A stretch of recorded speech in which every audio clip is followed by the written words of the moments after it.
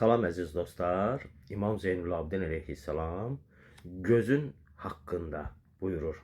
Yəni bizim boynumuzda olan gözün haqqı nədir? Onun haqqında buyurur. Buyurur və haqqul basar.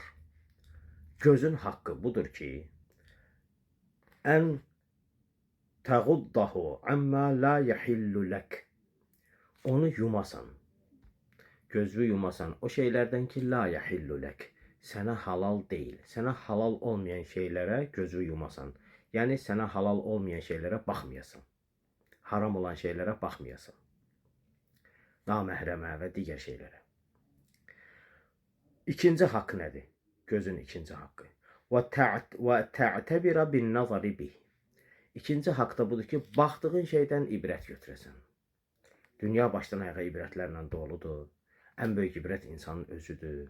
Varlıq aləmidir. Bunlara baxıb ibrət götürəsən. Bu da bizim ikinci göz haqqımız. Allah Teala bizə verilən nemətlərin haqqını tanıyan bəndələrdən və onlara riayət edən bəndələrdən qərar versin inşallah. Sağ olun.